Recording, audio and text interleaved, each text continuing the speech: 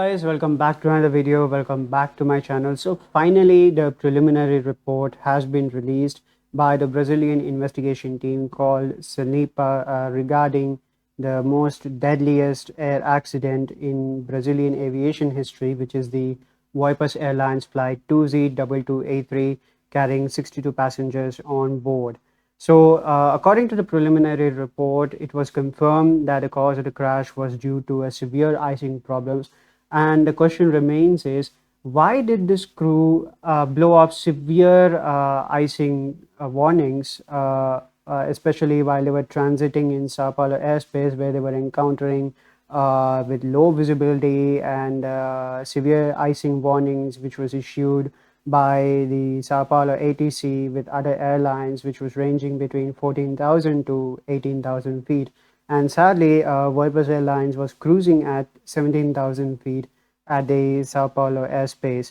So for that case, based on the investigation reports, let's get a deep dive into what actually happened with this Voepass Airlines Flight 2Z2283. As you can see on the left side of the screen, so number one here is the Cascavel airport where Voepass Airlines departed, and number two is the Sao Paulo airport, which you can see right here as well. That's the arrival of this Voepass Airlines. And also number three is the Vieira Campinas airport, which is just 10 miles near to Sao Paulo airport. So at this particular location has issued warnings to other airlines operating in Sao Paulo airspace, where there's a possibility of a low visibility, and severe icing warnings was issued with a ranging between 14,000 to 18,000 feet. And sadly, Voepass Airlines was cruising up at 17,000 feet, just right here at the Sao Paulo airspace, and that is where the dark blue highlights the warnings of low visibility and severe icing conditions. Right. So now let's look at the pilot's profile here. So we have a pilot in command, also known as the captain. So he has a good flight experience of 5,248 hours. And we have a second in command, also known as the first officer, who has another good experience with 5,143 hours. So especially in this variant, which is the ATR 72-500, so the pilot in command has 665 hours, so which indicates that this pilot got transitioned to another variant. So he just started flying this aircraft maybe 1 or 2 months back, because this reading shows just less flight hour experience. And the second in command, or first officer, has a very good flight experience of 3,543 flight hours. So he is a very well experienced pilot operating in this ATR 72-500. All right, so now let's look at the next section, is how this ATR 72 handles in icing conditions. So as you can see in the left side of the picture, so this ATR 72 has two main anti-icing condition settings. So you have electrical anti-icing and you have pneumatic de-icing. So if you look into this panel here, so this electrical anti-icing can be operated right here. So for example, you have for probes, you have these switches, you have pitot tubes here. So now what happens is, imagine when you are traveling in turbulent weather conditions. So what's going to happen is that these pitot tubes gets frozen up. So what happens is the AOA sensors gives faulty readings, and it will be a very challenging for pilots to understand at which altitude and in which terrain limit they are flying in, and also in the midst of these low visibility conditions. So to prevent it, so they use these probe switches to activate for anti-icing conditions. Then you have windshield also can be applied, and also you can activate anti-ice for the propellers. So this is the switch you can apply for 1 and 2. And then you have the electronic ice detectors. So these electronic ice detect sensors, which is placed right here, you can see in the right side of your screen. It's a very small cylindrical shape sensors placed on the wings. And you have ice evidence probe as well. So this is placed just near to the cockpit window.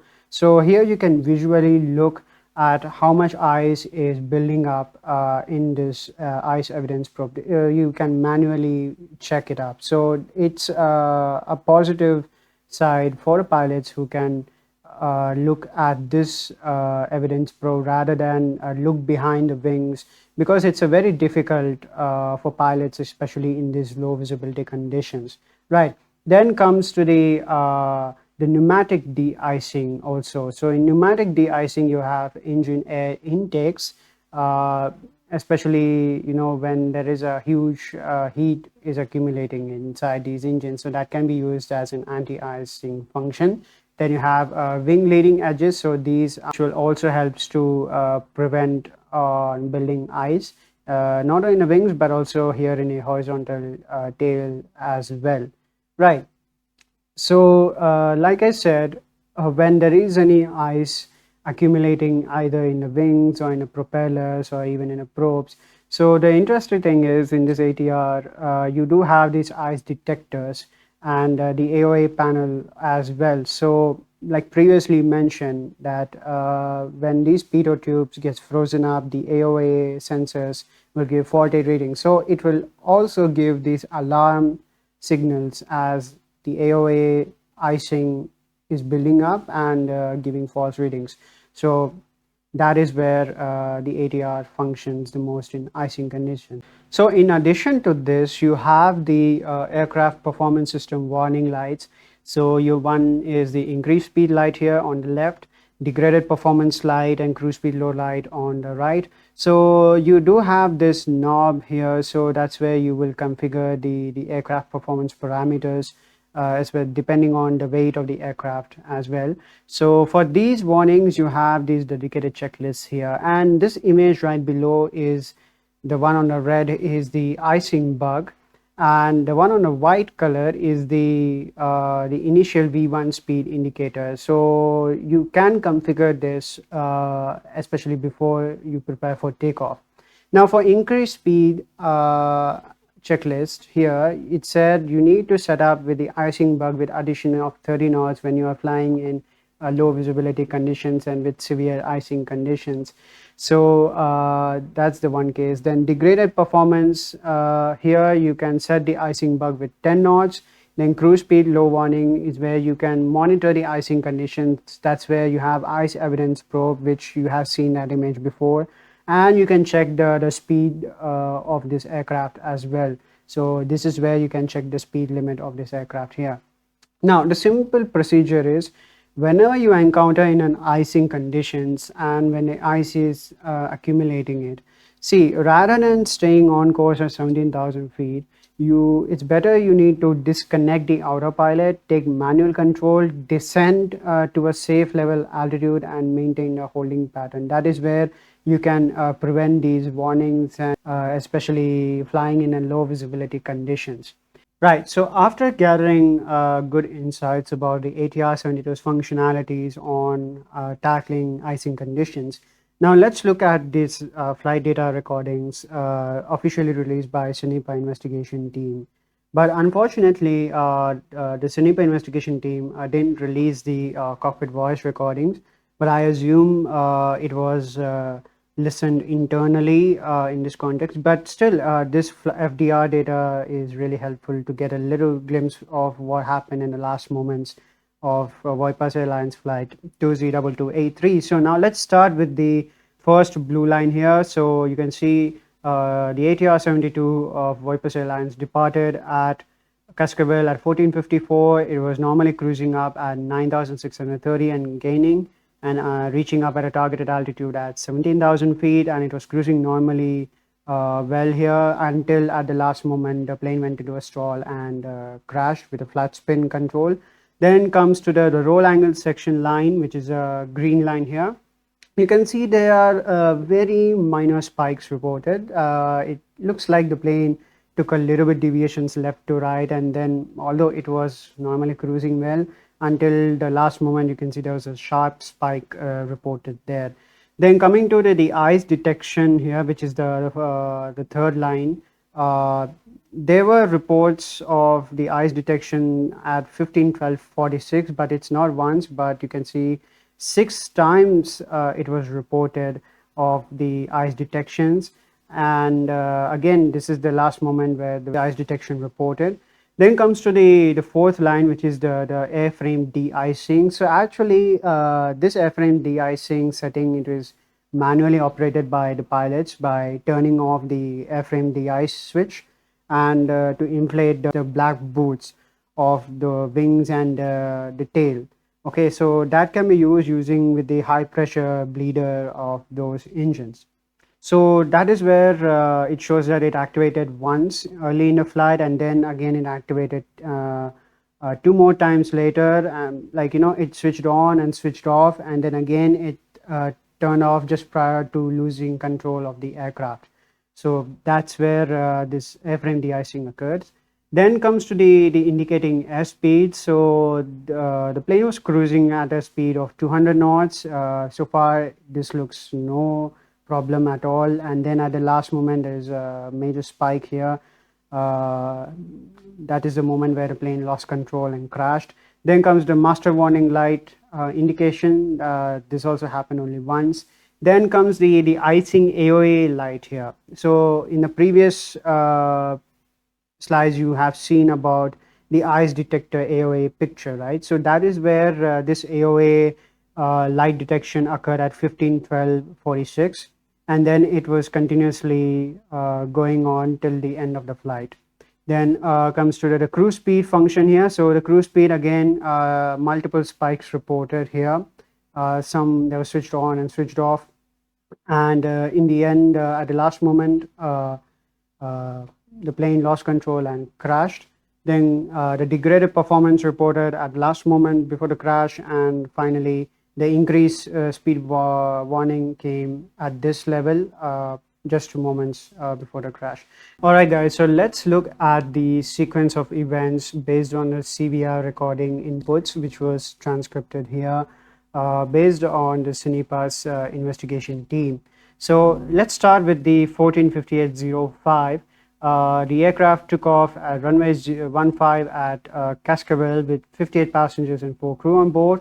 Then at 15:12, the propellers anti-icing 1 and 2 were switched on. Then at 15:14, the electronic ice detectors, which is connected to the CCAS or Centralized Crew Alert System, it has emitted an alert signal while passing at flight level 130.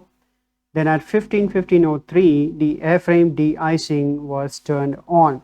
So remember guys, like I previously mentioned, the airframe de-icing system can be manually controlled by the pilots. So the graph on the flight data recording graph, you can see on the screen there, the green line shows at exactly 15:15:03, the pilots manually activated the airframe de-icing switch. And then at a moment, a single chime was heard in a cockpit. I wonder what single chime it is, I'm not sure.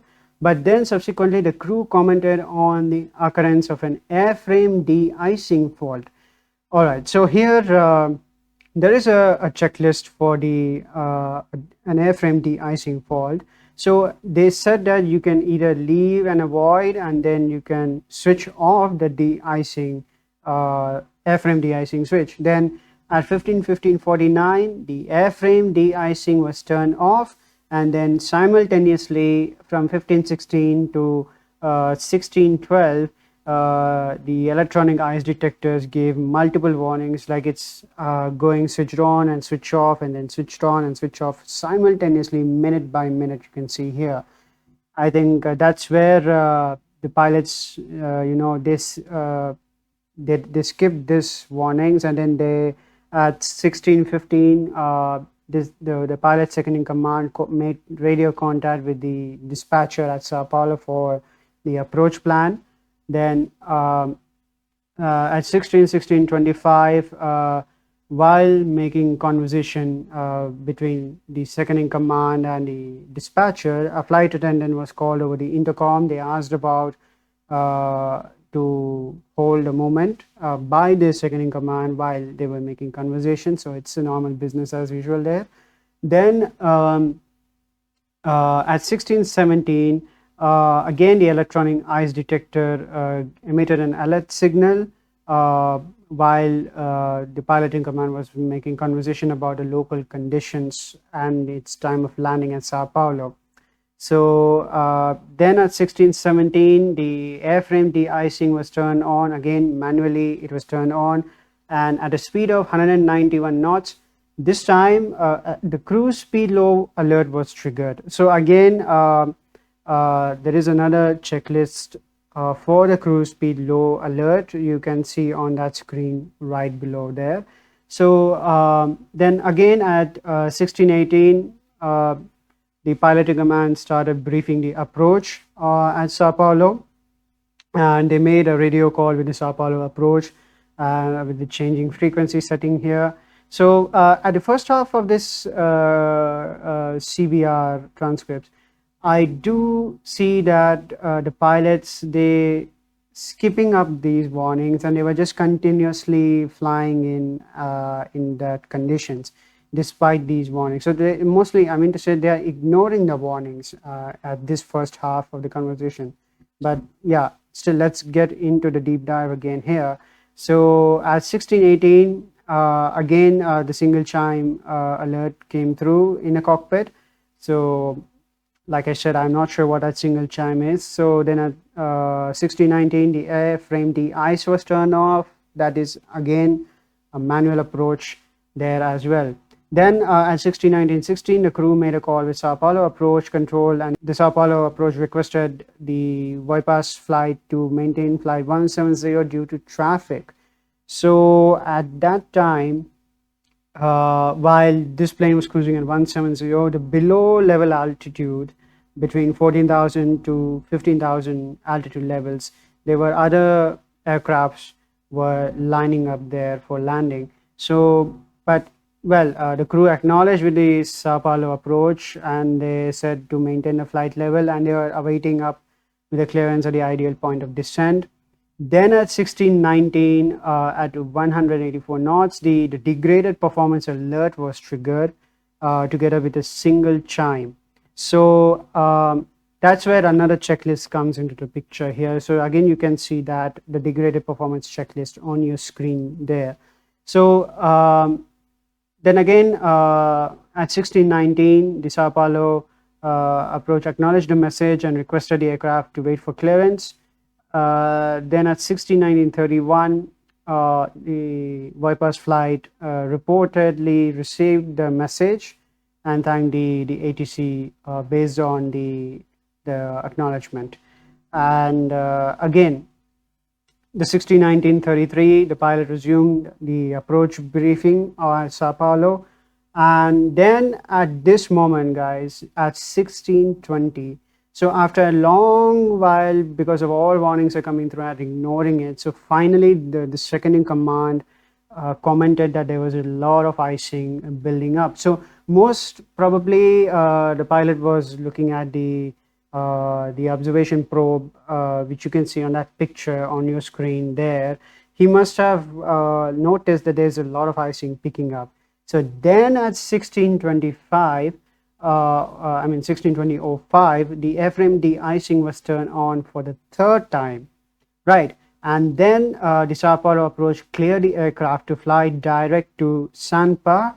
CENIPA, it is a waypoint just near to Sao Paulo airport. So they maintained flight level 170 and informed that the descent would be authorized in 2 minutes.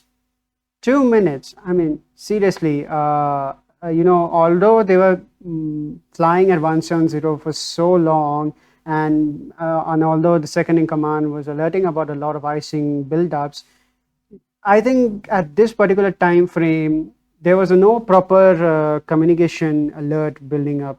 Like from Sao Paulo approach side, they don't know on Voepass flight that they're experiencing a lot of icing conditions there. But whereas in Voepass flight crew, they didn't even inform the Sao Paulo approach that we are facing a lot of icing conditions, and maybe they should have alerted the Sao Paulo approach that they want to request to descend with a proper altitude because of this lot of icing. But again, here in this conversation, there is no alert.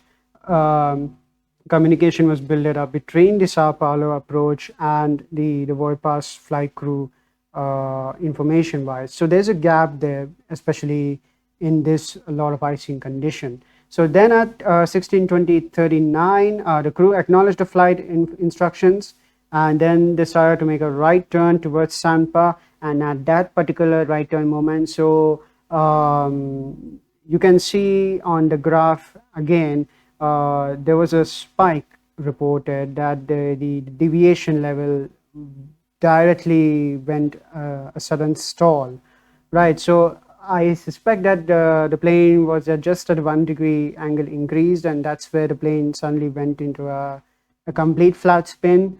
So at that particular situation, the increased speed alert was triggered during the turn at a speed of 169 knots at 16:20:57 there. So with the single chime. So ultimately, the aircraft lost control and then slammed into the residential building.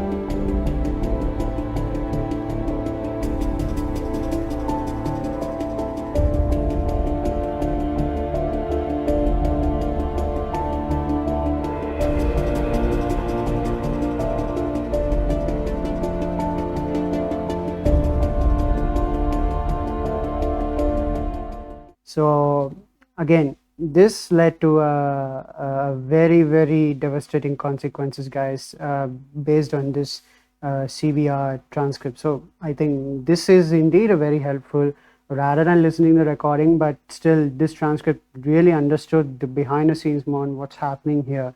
But ultimately, guys, you need to remember this, that whenever you face the ice accumulations in your aircraft, so what happens is the AOA sensor, which is a very critical part of the aircraft instrumentation.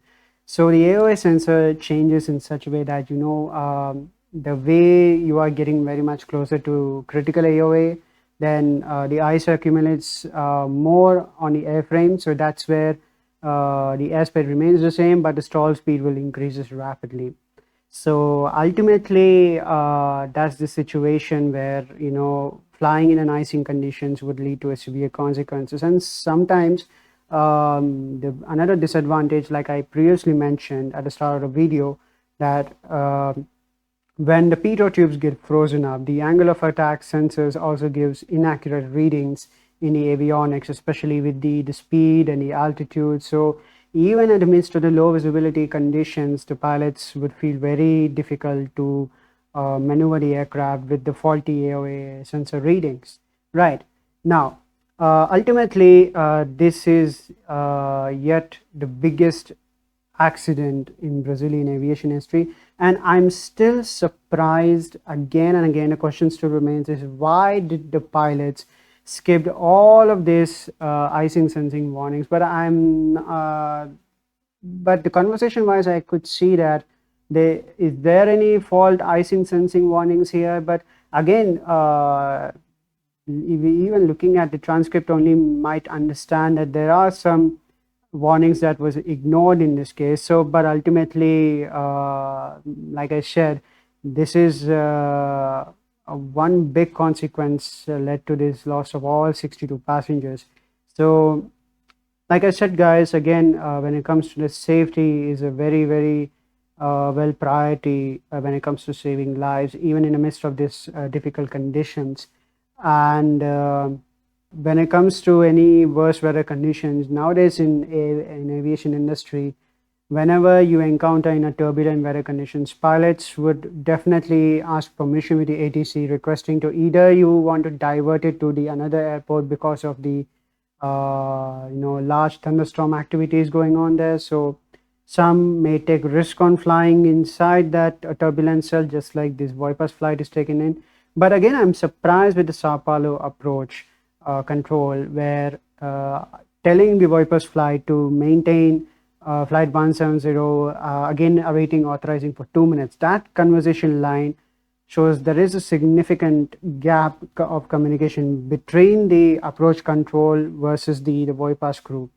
Like I previously mentioned, guys, the Voepass crew didn't even inform properly with the approach control about encountering with the icing conditions until the second in command alerted that there is an icing building up. But again, why did the crew didn't alert the approach control? And approach control doesn't even know the situation of the Voepass flight, especially in that severe icing condition. So again, that worries me about there is a little gap of communication building up. That's my understanding here, guys. So again, according to this investigation report here, this shows that one thing, the crew ignore these warnings, maybe thinking that there is a de-icing equipment failure is there, but still there is much more it has to be learned here. So, and if I speak about the ATRs, especially the ATR 72s, they are very sensitive in terms of the de-icing issues. That's what I have seen some of the reports, not only this Voepass flight, but there are other ATRs also experiencing the same issues, but they are very sensitive in terms of the ice detections in this case. So ultimately, the lessons has to be learned in order to improve the safety.